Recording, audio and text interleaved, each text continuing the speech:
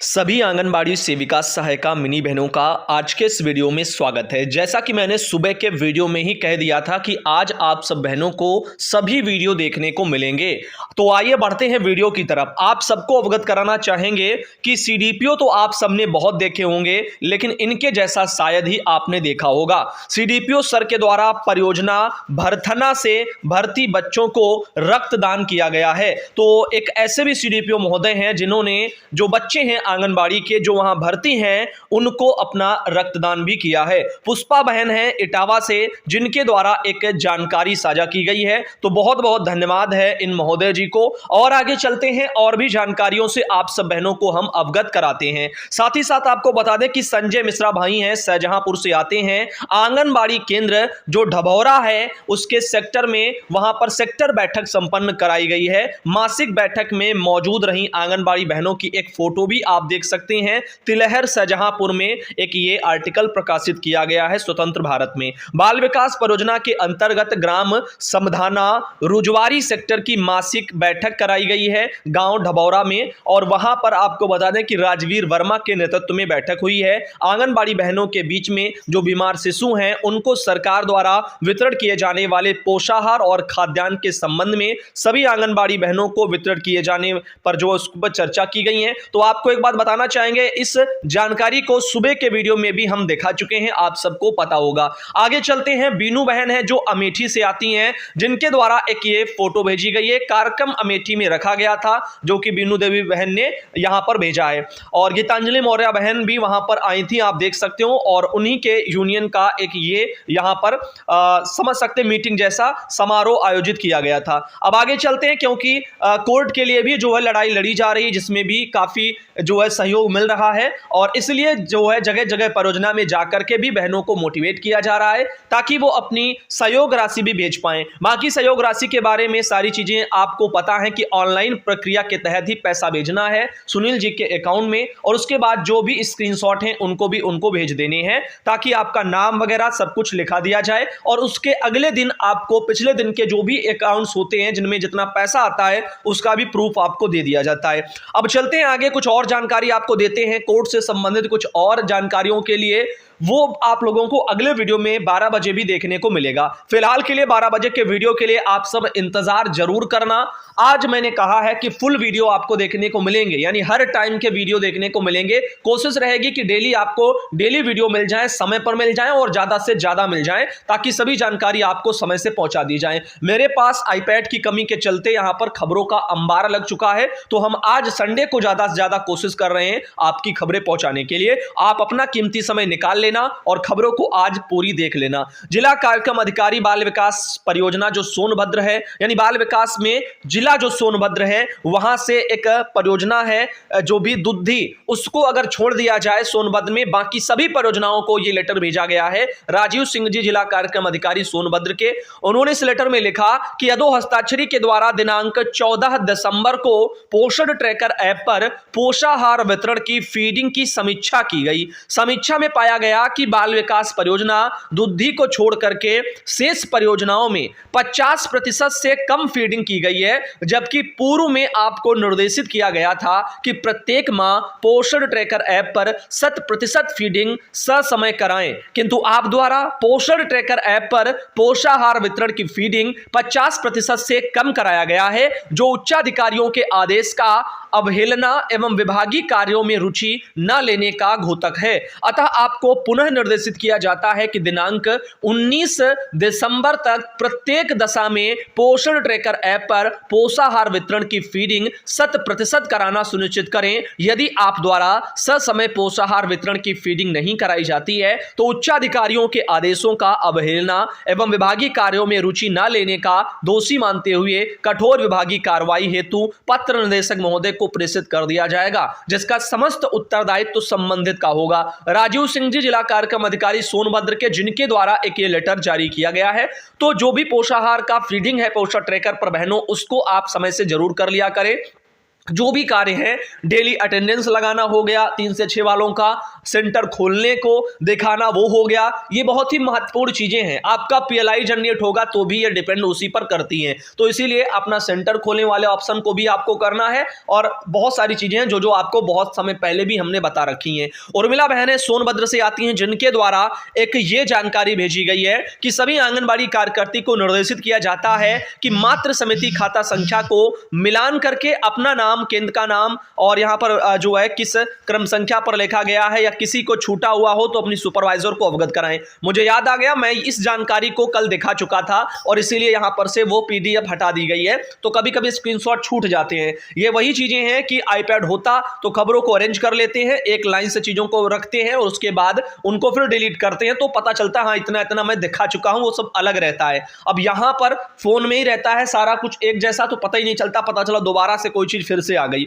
आंगनबाड़ी केंद्र का ऐप में दर्ज होगा लेखा जोखा। एक ये भी आर्टिकल सामने आया है, मऊ जिले में प्रकाशित हुआ है। बाल विकास सेवा पुष्टाहार विभाग के कार्यों की निगरानी अब सहयोग ऐप के माध्यम से होगी। तो सहयोग ऐप से जुड़ा हुआ ये आर्टिकल है। जिले में वहां पर एक एक आंगनबाड़ी केंद्र का इस ऐप में ब्यौरा भी दर्ज होगा।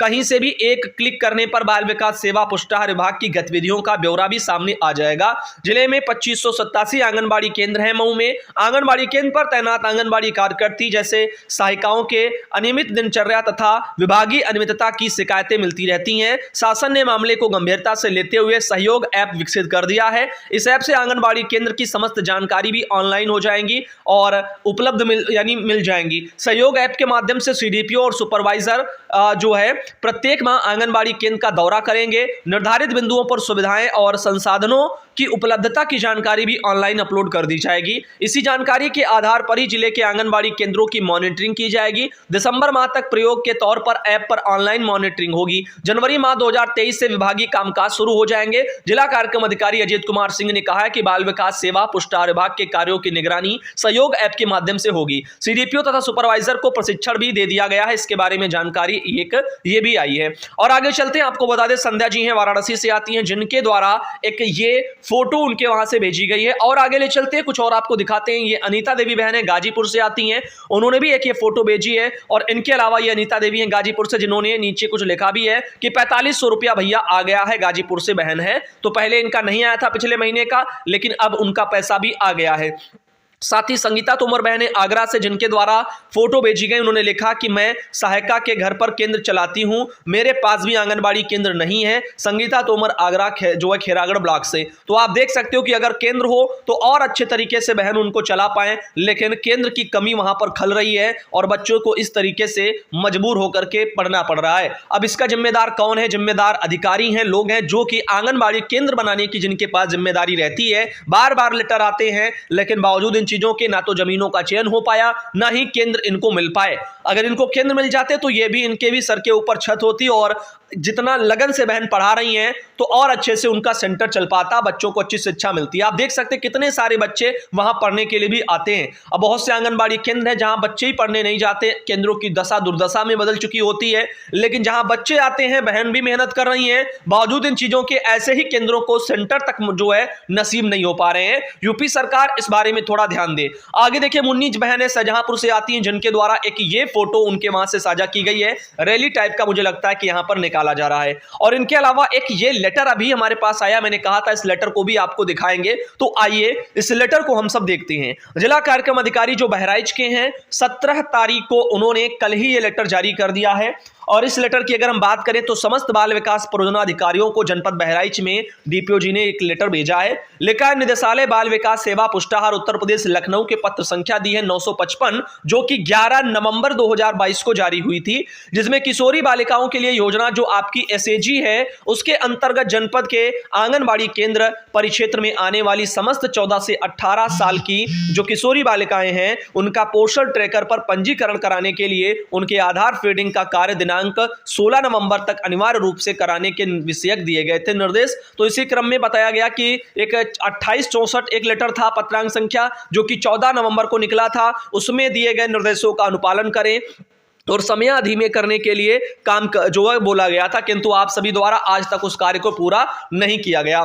पुनः निदेशालय बाल विकास सेवा पुष्टाहार लखनऊ के पत्र संख्या दी है 1230 वाली, जो कि 16/12/2022 को लेटर आया था। जिलाधिकारी महोदय बहराइच को संबोधित था, जिसमें बताया गया था कि यहां पर जनपद के अंतर्गत संचालित समस्त आंगनबाड़ी केंद्रों पर पंजीकृत जो 14 से 18 साल की समस्त किशोरी बालिकाएं हैं, उनका आधार फीडिंग 1 सप्ताह के अंदर पोषण ट्रैकर पर कराना भी सुनिश्चित करें। जिसमें यह भी कहा गया था कि एतयो परियोजनावार 14 से 18 वर्ष की किशोरी बालिकाओं का पोषण ट्रैकर पर आधार फीडिंग एवं आधार वेरीफाई का जो वितरण है, यानी जो विवरण पत्र के साथ में भी जो है भेजा गया था, जिसमें उन्होंने कहा कि साफ साफ की परियोजना के समस्त आंगनबाड़ी केंद्रों पर पंजीकृत 14 से 18 साल की किशोरी बालिकाओं का पोषण ट्रैकर पर आधार फीडिंग और उनके आधार वेरीफाई का कार्य 1 सप्ताह के अंदर पूर्ण कराना सुनिश्चित करें। कार्य की महत्ता को देखते हुए इसमें किसी भी प्रकार की उदासीनता न बरती जाए, अन्यथा की स्थिति में आपका उत्तरदायित्व निर्धारित करते हुए अग्रिम कार्रवाई प्रस्तावित कर दी जाएगी। राज कपूर जी हैं, डीपीओ हैं बहराइच के, जिनके द्वारा एक लेटर आया था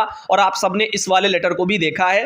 अब आगे आपको बताना चाहेंगे कि Delhi state anganwadi worker and helper union की बहनों के संबंधित भी एक जानकारी सामने कल देखने को मिली है। आप देख सकते हैं कि बकाया राशि की मांग को लेकर के महिला कार्मिकों ने विभाग को अपना सौंपा है चेतावनी वाला ज्ञापन। तो आपको बता दें कि मालूम हो कि दिल्ली सरकार के महिला बाल विकास विभाग ने प्रधानमंत्री मातृ विकास योजना, जिसको PMMVY के नाम से जानते हैं, उसमें आने वाली राशि को अब तक महिला कार्मिकों के सुपुर्द नहीं किया है। कई महिला कार्मिकों ने बताया कि उनका वर्ष 2017 से 18 से बकाया है पैसा, जिसे विभाग बार बार कहने के बाद भी रिलीज नहीं कर रहा है। आज कश्मीरी गेट स्थित WCD दफ्तर पहुंच करके महिलाओं ने अपना चेतावनी ज्ञापन सौंपा है। बताया है कि अगर यह राशि तुरंत नहीं भेजी गई तो हम जल्दी रोज प्रदर्शन करने के लिए मजबूर हो जाएंगे। तो आप देख सकते हो कि यहां पर Delhi state anganwadi worker and helper union की बहनों का एक बार जमावड़ा फिर से महिला बाल विकास विभाग के दफ्तर पर देखने को मिला।